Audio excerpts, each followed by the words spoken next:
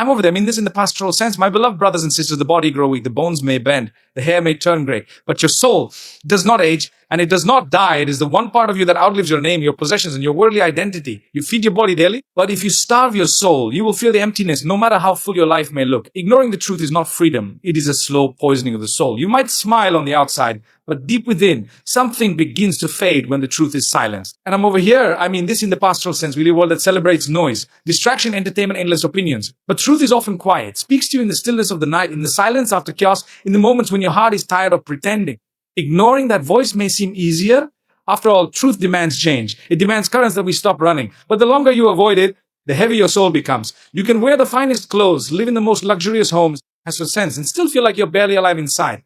The soul was made for death, not deception. It thrives on sincerity, integrity, humility, and grow. When you lie to yourself and you chase what looks good instead of what is good.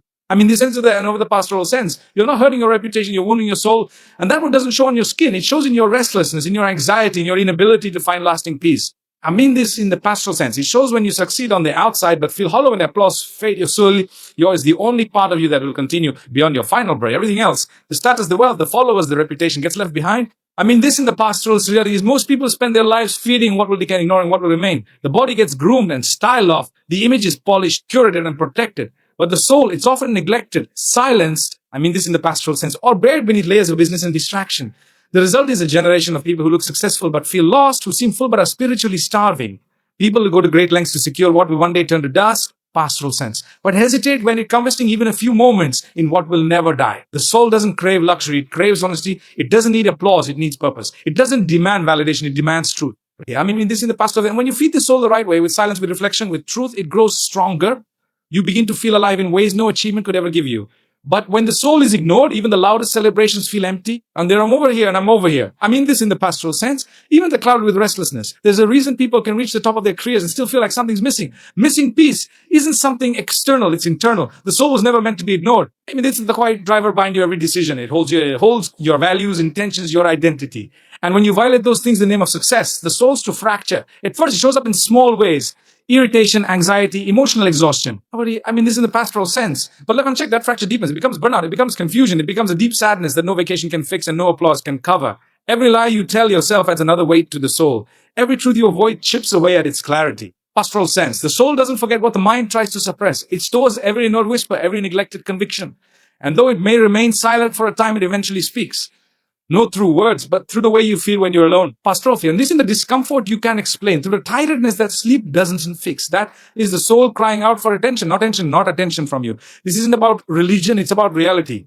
The soul is real. I mean, this in the pastoral sense responds to how you treat it. It thrives in integrity. It suffocates in deception. You can't fool your soul with empty affirmations or temporary distractions. It knows when you're pretending. It knows when you're settling. And until you choose to honor it, I mean this in the pastoral sense, no will carry a hidden weight to how light your life may appear to others. When you understand that your soul is the only take with you beyond this life, it changes the way you live this one. It makes you question your priorities, your choices, your path. Ignoring the truth often feels easier than facing it at first. It looks like peace, less confrontation, less discomfort, less emotional weight. But that's only on the surface. Beneath that surface, something quiet begins to unravel.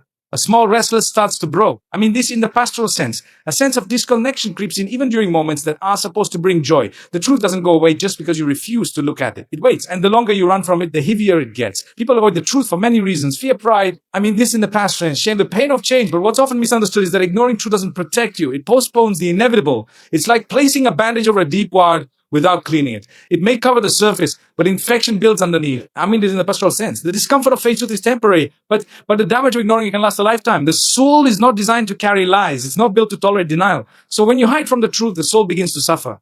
Not with fire or punishment, the pastoral sense, but that's in the slow and constant age. This hate manifests in strange ways. Apathy, emotional numbness, feeling tired even after resting, feeling lost even when everything in your life looks fine. That's the soul trying to speak. And if you keep ignoring it, I mean, a message keeps pastoral sense. The message gets louder. The cost of avoiding truth is higher than the cost of facing it. That's why some of the most successful looking people are quietly the most miserable. Because deep down, they've known for years that something isn't right, but instead of confronting it, they keep performing. The danger of pretending everything is okay is that eventually you start to believe your own performance. You convince yourself that your unhappiness is just a phase. And I mean this, and the pastoral sense, the anxiety is just work stress, that the emptiness is just temporary. But deep down, the soul is suffocating under the weight of ignored truth. The longer you ignore it, the more damage is done. Not just to your inner peace, but to your identity. The truth can hurt. It can challenge everything you thought knew. It can force you to leave behind comfort routines, relationships, even parts of your identity.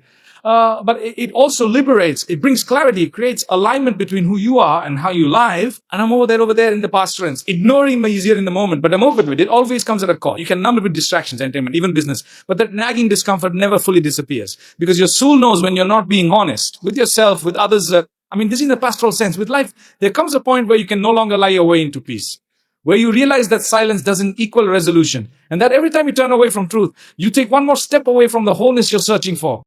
This modern pastoral is loud, constantly buzzing with notifications, opinions, updates, and expectations. From the moment you open your eyes, the world starts pulling at your attention. You're pushed to perform, to compare, to chase, to keep up. The noise is everywhere, pastoral sense, and most people have gotten used to it. But while the world shouts, the soul whispers. It doesn't fight for attention. It doesn't beg to be heard. It waits. And unless you make space for it, you miss what it's trying to tell you. Distraction has become the most accepted form of self-sabotage. People scroll through their days with their minds half present and their hearts fully numb. They jump from task to task, show to show, post to post, always consuming, never connecting. And in all this business, the pastoral sense, they lose sight of who they are. They begin to think that silence is a problem, that stillness is a weakness. But the soul needs both. It's in silence that reflection begins. It's in stillness that clarity rises. And don't therefore over here. This in the pastoral sense. Most people realize how disconnected they've become from their own thoughts, feelings, and convictions. They follow routines not because they're right, but because they're familiar. They chase goals not because they align with their purpose, pastoral sense, but because everyone else is chasing. And while the surface may look functional, deep down there's confusion. That confusion doesn't come from failure. It comes from disconnection, from living a life so noisy that you can't even hear yourself anymore. This in the pastoral sense. The soul doesn't thrive in chaos, in intentional spaces, moments carved out for reflection, for truth, for alignment. But those moments don't happen by accident. They require choice, and that choice feels uncomfortable at first. And because silence forces you to face what noise has helped you avoid, the doubts, the insecurities, the misplaced priorities, the empty habits, all of it comes to the surface when you stop running. But that's exactly where growth begins. This is in the pastoral sense. There's a reason ancient wisdom across cultures has always pointed people toward solitude, toward contemplation, toward disconnecting from the world so they can reconnect with what matters. Because the voice that guides your soul isn't found in the noise. Over there, I'm over here. This in the pastoral sense. It's found in the quiet. That voice doesn't pressure you. It convicts you. It doesn't confuse you.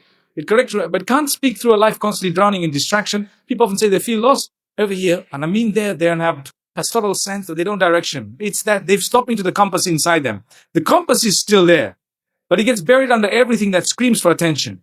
You don't need more information, more motivation, or more noise. You need silence. You need a space where your soul can breathe again, where your heart can speak freely, where you can ask the hard questions and not rush past the answers. Reconnection begins when you choose to pause. This in the pastoral sense, not just physically, but emotionally and mentally. When you start making room in your life for what can't be seen or posted or measured. When you let go of the performance and make space for honesty. Truth has never been popular from ancient times until now.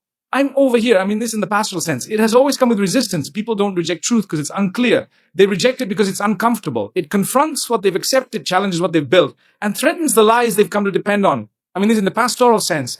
And in a world where comfort is prioritized over conviction, truth becomes the enemy. Not because it's wrong, but because it refuses to bow down to what's convenient. The moment you speak truth, you become a threat to the systems that thrive on deception. Whether it's in culture, media, relationships, or even within the walls of institutions, truth exposes what people would rather keep hidden. That's why those who stand for it often mock, labeled, silenced, or isolated. Because truth doesn't flatter egos. This in the pastoral sense. It doesn't play politics, doesn't bend to the fear of offending. It simply stands. And its presence forces everyone else to decide. Will rise to meet it or will they attack the one who speaks it? It's easier to blend in. It's safer to say nothing. And this in the pastoral sense. More comfortable to nod and agree while your conscience protests inside you. But deep down, every time you silence the truth for the sake of peace, you lose a piece of yourself. You trade integrity for acceptance. You exchange clarity for comfort. And in doing so, this is the pastoral sense. You contribute to a world it's already drowning in lies. There's love, deception, lies disguised, tolerance, and cowardice disguised as unity. Truth doesn't need it to scream, need a majority. It doesn't even to be accepted to remain true. It simply is. I'm over there, I'm over here. This, and it shines brightest in the face of resistance. That's why people who speak it are not the most liked, but they are the most respected. They walk a harder road, but it's the road of freedom. Because the weight of pretending, conforming, this in the pastoral sense, and compromising slowly crushes the soul. But truth, though it costs you in the short term, builds something far more lasting, builds conviction, it builds courage, it builds character. Many are willing to go along with lies if it means avoiding conflict. This in the pastoral sense. But that same silence comes complicity. By refusing to confront what's wrong, they allow it grow.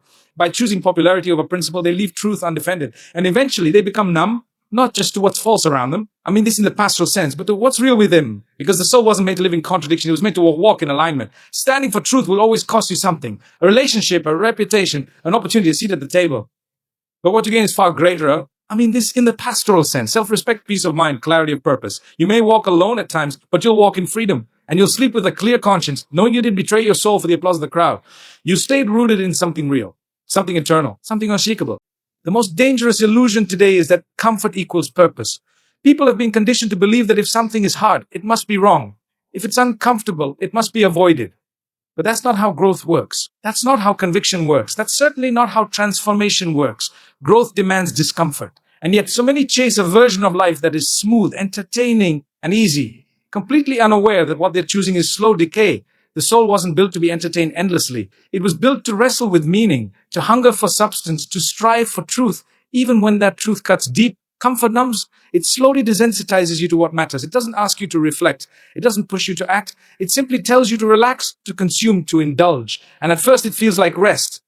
But over time, that rest becomes escape. And that escape becomes a trap. People start ignoring the warnings inside them, the sense that something is off, because to acknowledge it would mean they have to change.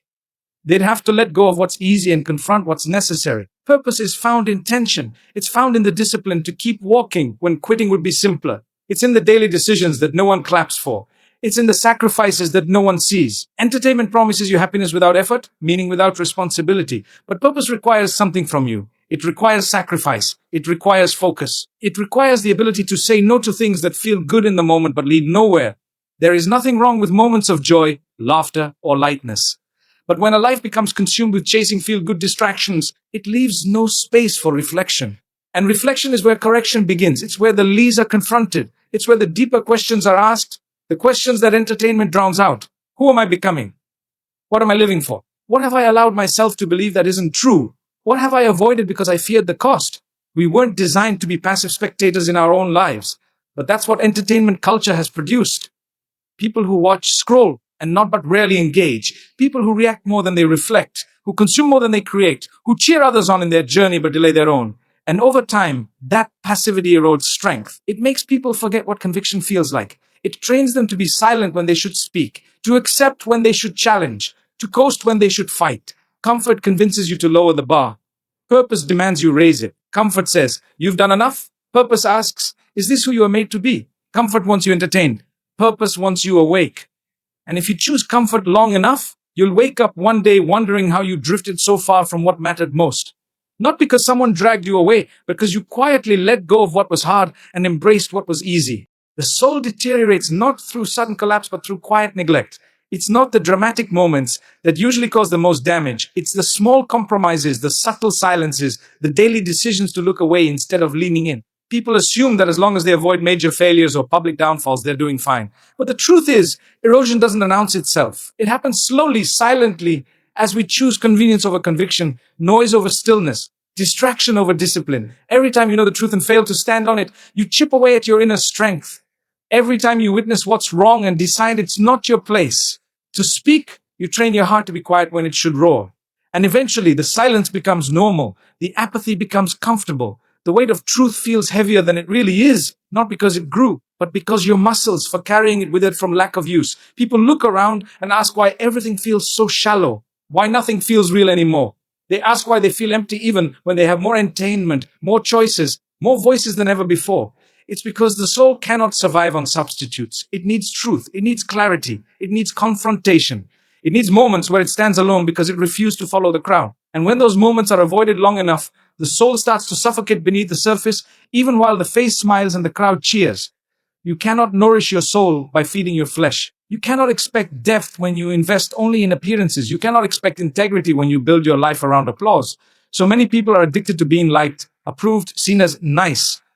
But they've lost the ability to be real, bold, principled.